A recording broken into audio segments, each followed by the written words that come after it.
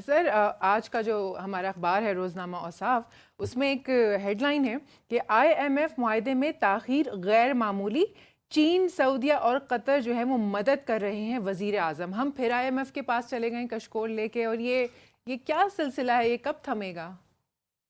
دیکھیں I am F ان کی ایک مجبوری بنی ہوئی ہے، بلکہ اب تو چڑ بن گئی ہے اس گورنمنٹ کی کہ وہ پچھلے 8 ماہ سے ہم یہ سن رہے تھے، 8 9 ماہ سے جی کہ بس ایک ہفتے کے اندر سٹاف لیول ایگریمنٹ ہو رہا ہے۔ اب تو فائنانس منسٹر صاحب سے سوال کریں اس موضوع کے اوپر تو آگے سے وہ بالکل ایسے پڑ جاتے ہیں جیسے ہم کسی نے ان کو گالی دے دی ہو، اس قسم کے جواب دیتے ہیں، اور اب ان کے سیکیورٹی اہلکار رپورٹرز کو دھکے دینا بھی شروع کر دیے ہیں انہوں اچھا، نے وہ جی جب بالکل۔ سوالات بڑی کرتے ہیں۔ بری بات ہے جی۔ تو یہ پاکستان کی جو بیسیکلی پاکستان کے اندر تو جو سرمایہ کار ہیں یا لوگ ہیں ان کا تو اعتماد ختم ہوا ہی ہوا تھا اس حکومت کے اوپر۔ جو بین الاقوامی اعتماد ہے وہ ختم ہو چکا ہے۔ انویسٹرز کا بھی ابھی کل میں خبر یہ دیکھ رہا تھا کہ پاکستان نے جو ایل این جی امپورٹ کرنے کے لیے بیڈنگ کی انٹرنیشنل، کسی ایک کمپنی نے اس بیڈنگ میں حصہ نہیں لیا۔ اور کیوں کہ بلومبرگ کی سٹوری تھی کہ عالمی بینک یہ سمجھتے ہیں، بین الاقوامی بینک یہ سمجھتے ہیں کہ پاکستان کی جو لیٹر آف کریڈٹ ہے، ایل سیز ہیں جو پاکستانی بینکوں کی،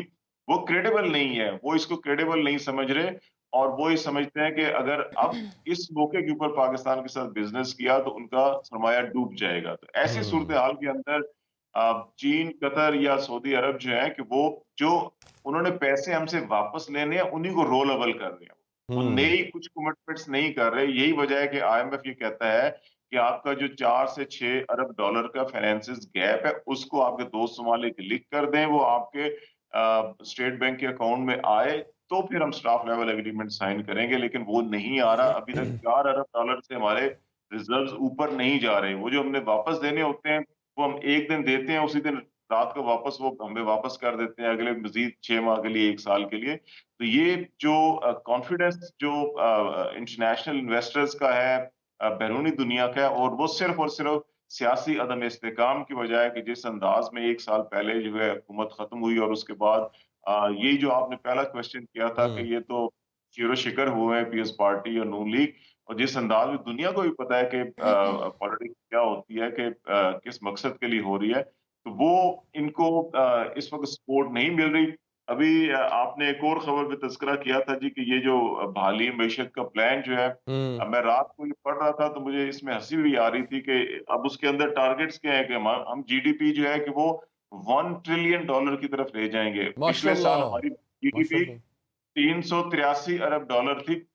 جب پی ٹی آئی کی گورنمنٹ ختم ہوئی تھی تو ان کا جو اکنامک سروے انہی پی ایم ایل این نے، مفتاح اسماعیل صاحب نے اس وقت پیش کیا تھا، اس وقت پاکستان کی معیشت کا حجم $383 بلین تھا، جو ابھی کم ہو کے غالباً 297 بلین کم ہوا ہے اس 1 سال کے اندر۔ جنہوں نے ان ساری 13 جماعتوں نے پاکستان کی مجموعی جو کہتے ہیں کہ پولیٹیکل وزڈم ہے، ہم ان سب نے مل کر 1 سال میں آلموسٹ جو ہے کہ یہ جو 90 ارب ڈالر پاکستان کی معیشت کا جو سائز ہے وہ سکیڑ دیا ہے۔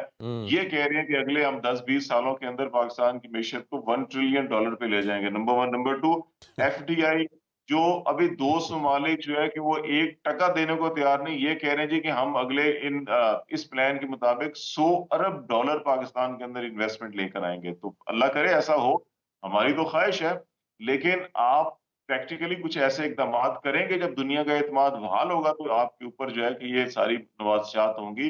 اس کے بغیر تو مجھے تو ابھی $1 ارب، $1.5 ارب آپ کو اور نہیں مل رہا آئی ایم ایف سے، اور اور آپ اس اور اور کو سر اور سر اور سر پھر آنکھ کھل گئی جی اور پھر آنکھ کھل گئی اور ایگزیکٹلی اتنا تو یہ ابھی آپ نے خود ہی کہا کہ پاکستان کا امیج جو بن چکا ہے، تو اللہ کرے کہ وہ اتنا سدھر جائے، اتنا اچھا ہو جائے۔ Sir last question, Nawaz Sharif کی جو واپسی ہے وہ آپ کو لگ رہی ہے کہ وہ واپس آ رہے ہیں یا نہیں آ رہے ہیں؟ الیکشن بہت پاس ہیں، لوگ کہتے ہیں کہ نواز شریف جو الیکشن کیمپین لیڈ کریں گے، لیکن ایسا ہوتا ہوا نظر نہیں آ رہا۔ اور پھر اسی کے ساتھ لنک کیجیے گا خاقان عباسی کا جو تعلق ہے پاکستان مسلم لیگ نون کے ساتھ۔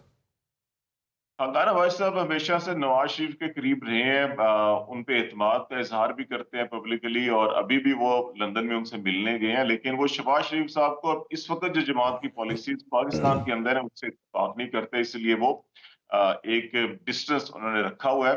लेकिन नवाज शरीफ के साथ वो हैं, पहले भी थे, अभी भी हैं, अगर आइंदा भी नवाज शरीफ वापस आएंगे तो उनके साथ होंगे। लेकिन नवाज शरीफ ने वापसी अपनी जो है वो मशरूत की हुई है कि उनके मुकदमात खत्म हो जाएं, उनको वापस जेल ना जाना पड़े, उनकी नाअहली खत्म हो जाए, वो आके इलेक्शन कैंपेन लीड करें, जल्द से जुलूस करें, और उसके बाद उनको हुकूमत बनने का मौका मिलता है तो वो हुकूमत साजी में भी अपना किरदार अदा करें और चौथी बार वज़ीर आज़म बने। ये उनकी ख्वाहिश है।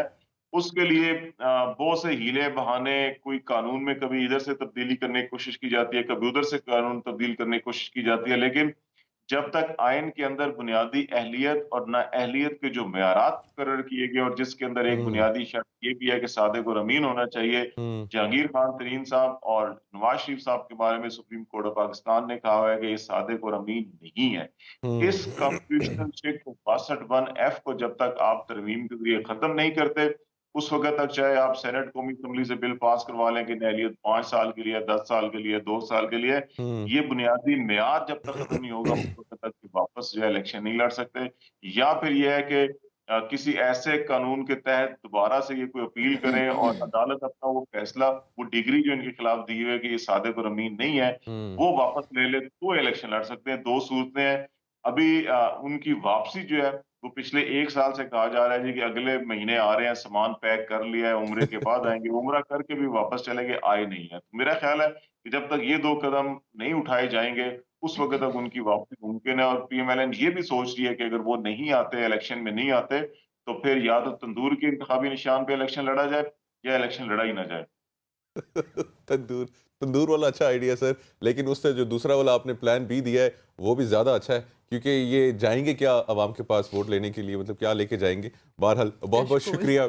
और फिर वही वही बात है सर, आंख खुल गई। बहुत बहुत शुक्रिया खालिद, आप हमें सुबह सुबह ज्वाइन करने के लिए।